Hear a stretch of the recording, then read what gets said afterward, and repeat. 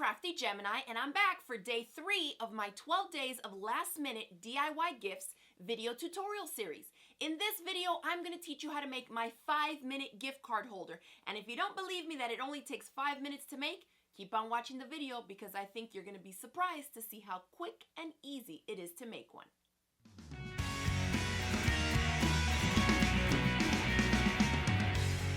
So first, my apologies for the little farm outfit and hairdo because we've been busy on our homestead. One of our cows, Gracie, had her first baby calf today. All is well, but we've just been tending to them, and so it pushed back my work schedule just a little. But no worries, they're doing great. So let's jump right into it and go over the supplies you're gonna need to make my 5-minute gift card holder. All right, so here is the little gift card holder that we're gonna be making. The closure here is optional. I'll share with you a few different ways. You can see this one already has a gift card in it, and I can just close it and press it shut if I want to leave it just like this or with a ribbon, and I'll show you how I do this. Here is it open, super quick. This is going to be a 5-minute project. What you're going to need to get started is a rectangle of fabric that measures 4 inches by 6 inches and a matching piece of Durafuse, which is a crisp, fusible, non-woven interfacing that I really like when I'm looking to add more body and a little bit of structure to fabric. Then you'll need basic supplies: an iron, an ironing board, something to mark your fabric with, a ruler, a rotary cutter, or scissors. And for this project, if you want to get that nice pinked edge on your edges, I like to have a pair of pinking shears on hand as well. The first step is to flip over your Durafuse to where the shinier side is, and that's the side that has the adhesive. The other side is more of a matte finish, so you're going to place the wrong side of your fabric on the shiny side, and then get your iron and ironing board and fuse the two together. Now let's cut out a little notch here so it's easy to reach in and pull out the card. For that, find the side that you want to be the bottom side of your pocket. So if this is going to come up like this, I want to cut the notch out of here. So just fold this in half.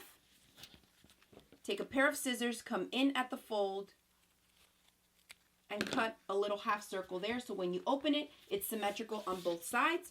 The next step is to curve this top edge. So again, we'll fold it in half the same way that we just had it. I'll take my rotary cutter for this, flush along the top, carefully curve in, and finish along the side edge so it's flat there too. And this is what you end up with. Next, we'll take our pinking shears and pink all the way around all the edges. You don't want to cut too much off your fabric. Just follow about a 1/8 of an inch away from the edge. Now with pretty side face down, I'm going to measure 2 1/4 inches up from this bottom edge that has the notch cut out. And mark yourself a line right here. This is where we're going to fold this up. Now we'll head over to the sewing machine to stitch 1/8 of an inch in from both sides. We're going to back stitch at the beginning and at the ends, and only securing down both of these short sides.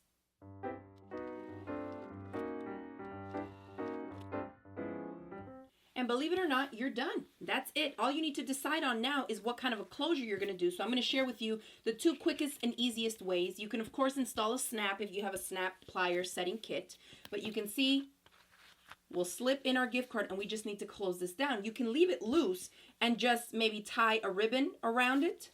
But what I've done here is I've spray basted the top part, the flap, because it's a temporary spray adhesive, so it will hold. And then you can go in and tie a little ribbon around it if you'd like to do that. I'll show you how it works. I'm using the Sulky KK2000 product and just barely.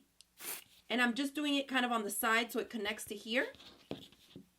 And then when you fold this down, just rub it and it will hold right there. If you don't have a temporary spray adhesive, you can also use a washable Elmer's glue, which I often use for glue basting.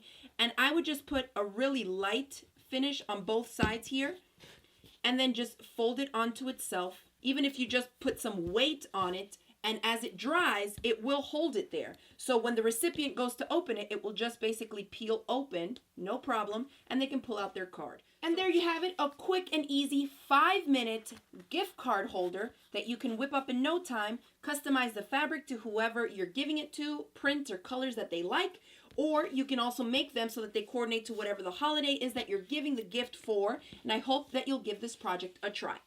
And that's it for this video tutorial. I hope you enjoyed learning how to make my 5-minute gift card holder, but I did want to share some other fabric options for you. If you don't have cotton fabric and the Durafuse to put together like I did, you can also make the exact same project out of a different type of fabric that doesn't fray and has some body to it. So some good suggestions would be cork fabric, vinyl, and even a craft text type of product that would also work for making the exact same project in no time. So give those a try. If you do want to get your hand on the Durafuse, we carry it in our online shop, and I'll include a link below for you in the description box that will take you right to the page so you can grab some. Now, if you enjoyed this video tutorial, make sure to hit it with the thumbs up below, share it with any of your crafty friends, and don't forget to click the subscribe button so you don't miss the rest of the videos in this 12 Days of DIY Gifts video series.